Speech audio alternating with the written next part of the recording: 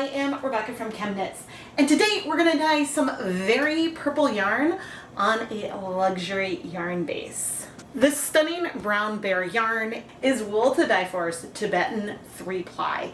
It is 65% Superwash merino wool, 20% silk, 15% yak, and it's the yak that gives it this brown color. Now wet, this looks like it's really deep color-wise, but dry, look at the dramatic difference. Dry, it is a soft brown, and it is so unbelievably soft. And we're gonna dye this with 3 different purples for today's lab partner, Kara. If you want to learn more about how to become a lab partner like Kara, you can go and find out more information in the ChemKnits Creations Etsy shop. Kara, thank you so much for being my lab partner today. I have pre-soaked our yarn in just some plain tap water overnight. I have not yet added any additional acid. And the colors, which I showed but didn't talk about at the beginning, that we're going to use today are Dharma acid dyes in hyacinth, electric violet, and deep purple. Now of these colors, the hyacinth almost disappears cold with no acid, and then sort of the color comes out once it dissolves. It's very interesting, but it's a stunning, very blue purple. Electric violet is a little bit redder, and then deep purple is a little bit redder, I would say, than the electric violet.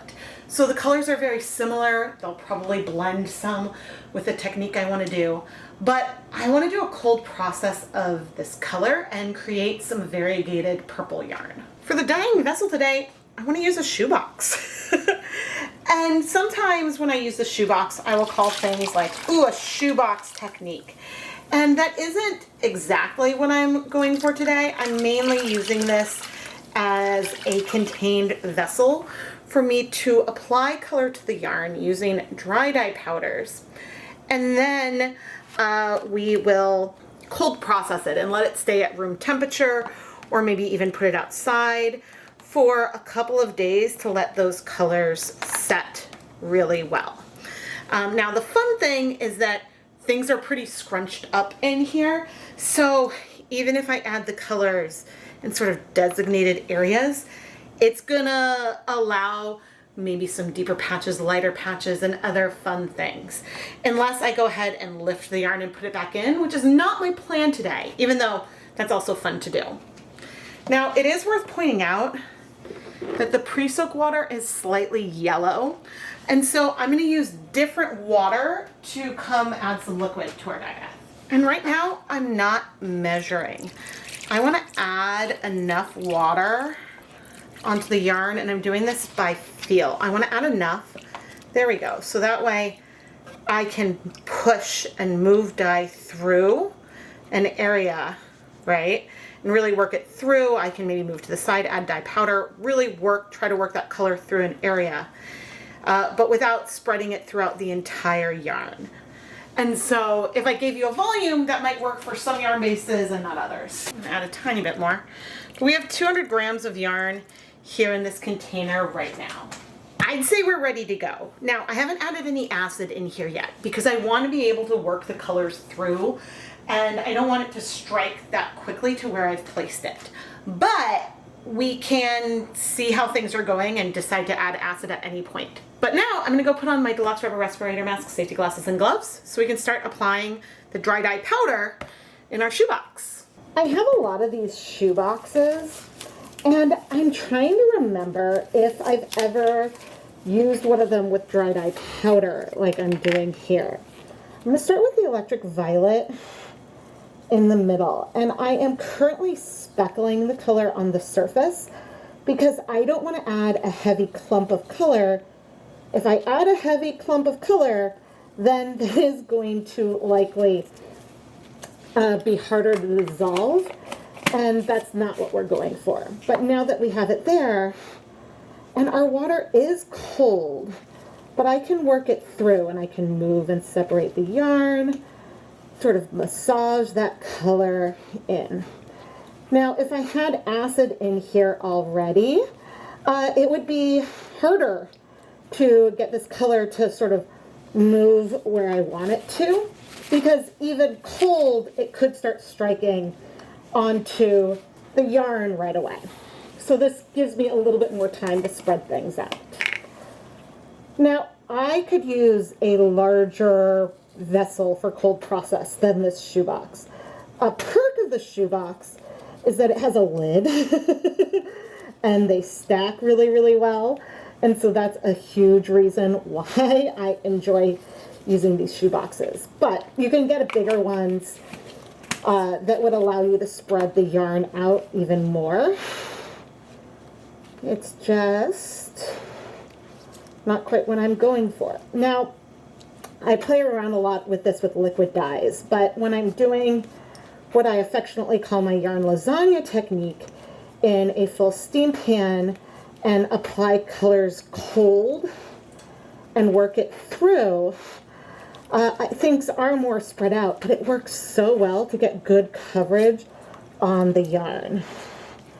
And you can see that I'm lifting in a very localized area the yarn up and down to get that color where I want it. And it's working so nicely. Okay, now hyacinth is such a beautiful color, and I'm going to add it on so where you can see it. I once tried to use this to make like a lavender color, and I ended up with something way too dark, and you'll see why probably in a moment. So right away it looks like, oh, I added a lot of dye on. But see, as I'm working it through, where did that color go? It's almost like it disappeared. And it didn't. It sometimes doesn't show up more until you've added acid. And so it's a color that is really hard to do with a cold process technique like this. And there's just colors that are like that. I mean, you can see on my gloves that there is some of that color. Everything is very purple today. But there are, I guess there's some cons to using a cold process technique. I'm going to add more dye. And one of those is that there are colors that behave differently if they're cold versus wet. And I have a video where I tried out some of those colors and confirmed to myself, okay, yeah, there are colors that look different, like twilight gray is a color that sometimes feels almost teal and purple. Other times it's almost more navy, and so it's really hard to know what to expect until you realize, like, oh, the variable of when heat is added can make a huge difference. Oh, good. See, I'm seeing purple in that liquid now, but it's hard to see the impact that that color is going to have right now. We'll see eventually. Okay, I may as well just rotate the shoebox to do the final color closest to me, the deep purple, which you can almost already see from the powder. It is a redder color. Now, I use these removable nylon zip ties that I have on the yarn to help prevent tangles. There are times when they can be a little bit of a hindrance, and one of those times is like right now, where I want to be careful to not fling dye and color up. Ooh, fun. I haven't used deep purple in a while, and so I can't remember how it behaves. Because just like the hyacinth, there's some colors like dark navy will look extremely purple until you apply heat. Or maybe acid, I don't know.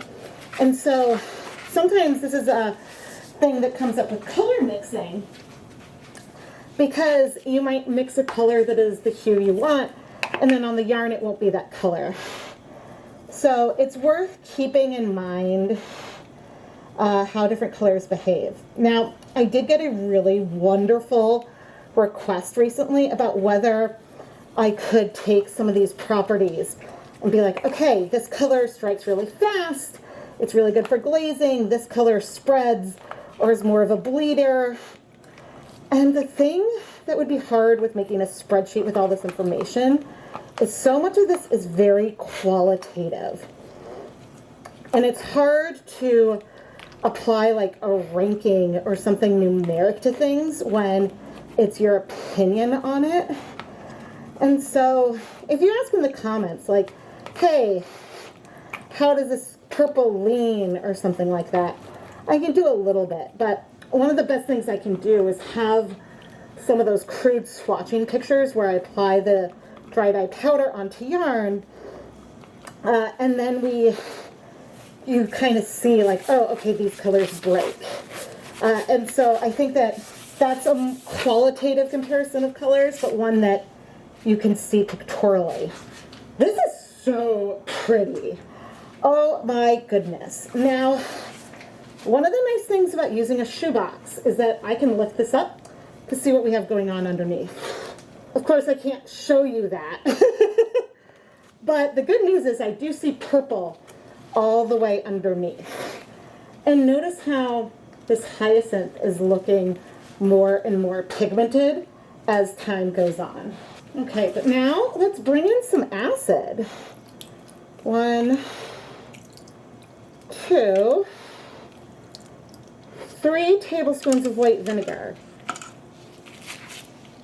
For now, I would guess that I would have between 5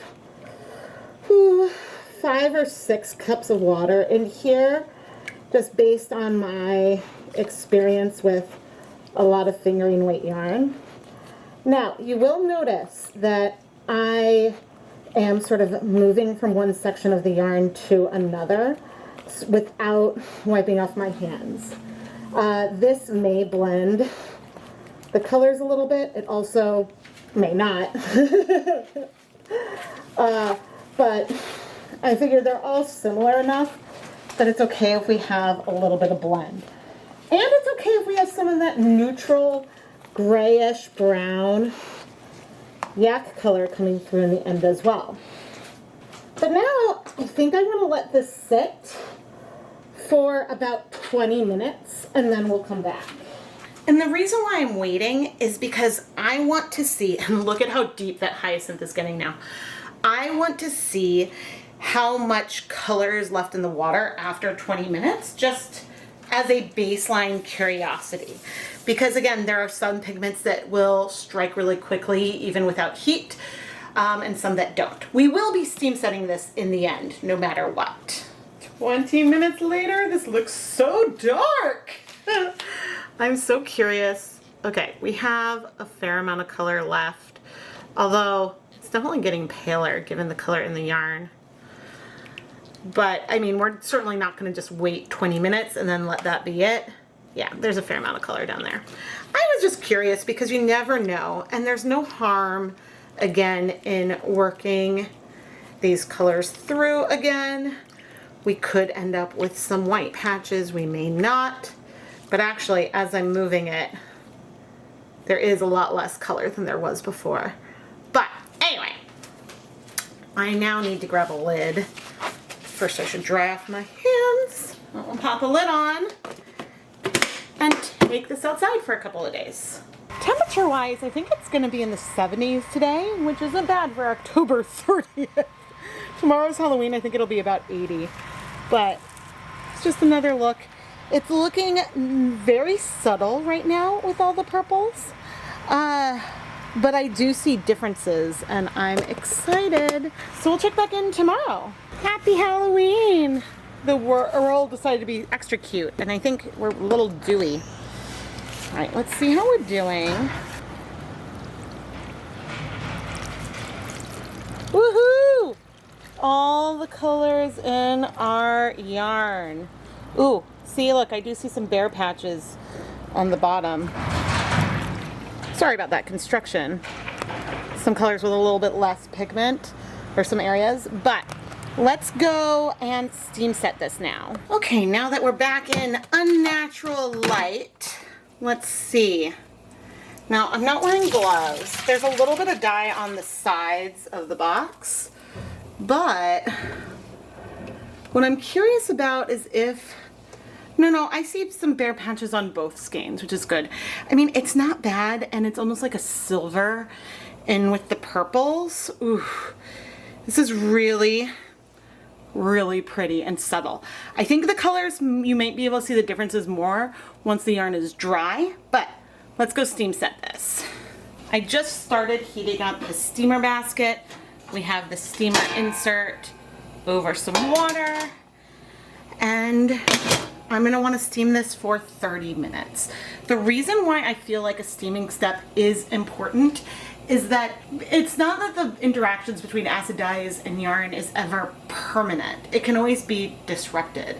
But sometimes if the yarn soaks up all the dye, maybe you need that heat so that way you don't get a lot of bleeding after, because it makes some of the interactions a little bit stronger versus being able to disrupt them with a little bit of water and soap. So I used to do solar dyeing without adding heat after. Now I just always will heat because it makes me feel more comfortable. And it's really easy to have a steamer basket running, and if I had a lot of other yarn, I could do the 30 minutes, then remove this yarn, put the next one in, and have this going in the background while I'm editing or doing something else. So it works out really well for me. But anyway, I'll see you in 30 minutes. Okay, it has been 30 minutes. We are very, very steamy. I love how this turned out. Now, I picked a color that is going to be very monochromatic because we picked 3 different purples to use for this. But I think that this technique would work well if we didn't pick 3 purples that were similar to start with. Because unlike other times I use the shoebox and I blend everything a bit, that isn't what we did here. And it worked pretty darn well, even if we do have some undyed areas. But anyway, I'm gonna set this aside to cool so we can wash it. Let's wash our purple yarn in a basin of room temperature water, or cool water. I'm not anticipating any bleeding, but sometimes it's hard to know. Now, one thing about this yarn base is because it has silk content, the colors that seem deep here are gonna feel even lighter once it's dry. So if I was using just a Superwash Merino yak nylon yarn that I've used at times, compared to this one, use the same amount of dye on both, they might look very similar when wet, but then when dry, this one would look lighter. Silk blends need more dye to get an equivalent looking color compared with non-silk blends. But oh my gosh, you can just feel how like drapey this yarn is already. And the good news is I'm not seeing any bleeding even with the addition of soap. I always like to show the washing step because that way you know that at least for me, things are well set and there's no bleeding. But again, as I try to mention often, it really can depend on your local water. But anyway, I'm now going to take Kara's yarn and I'm going to go put it through my spin dryer and hang it up to dry so we can take a closer look at the finished yarn. Here is our variegated purple yarn. And we have a lot of the natural bear color on this skein. There's a fair amount in the second one as well. I think it's just depending on how I have things laid out. You maybe don't see it quite as much. Maybe there's more here, but the two skeins do feel relatively balanced. As for our purples, I feel 3 distinct hues here. Certainly the hyacinth and the deep purple are quite different from one another, both in temperature, but also just in, it's funny because the hyacinth and deep purple are similar in the amount of saturation of color there is, but tone-wise, the deep purple is way more pink and the hyacinth is way more blue. The electric violet is more pastel, which is a little surprising, but I did want it to be lighter than the deep purple, so I don't know, but I think it works and it's really, really pretty. Kara, thank you so much for being my lab partner for today's episode of Dyepot Weekly. I love any excuse to play with purples, and this was so fun, especially on this extremely luxurious Superwash Merino yak silk yarn base. If you would like to learn more about how you can become a lab partner like Kara and get shout outs in an episode of Dyepot Weekly, you get to pick the yarn base, tell me some colors to avoid, and I'll create a video with you in mind. Go and check out the listings in the ChemKnits Creations Etsy shop. Now my shop is filled with other hand-dyed yarn that's ready to ship. And there also are some fun pre-orders like the 2024 ChemKnits Hanukkah Special, which is going to be shipping soon, if not right now. And I'm so excited for the way that that series is going to come out, where there'll be a new yarn dyeing video with a corresponding wrapped mini skein to unwrap every night of Hanukkah this year. It feels a little unfair to call this monochromatic because while we're staying within the purple family, there's definitely differences in the temperature of those purples. But I don't know, would you call this monochromatic? No matter what, I love a purple moment, and I love the way that these colors all came together. Please subscribe and turn on notifications so you never miss a new video. I am Rebecca from ChemKnits, and thank you so much for watching.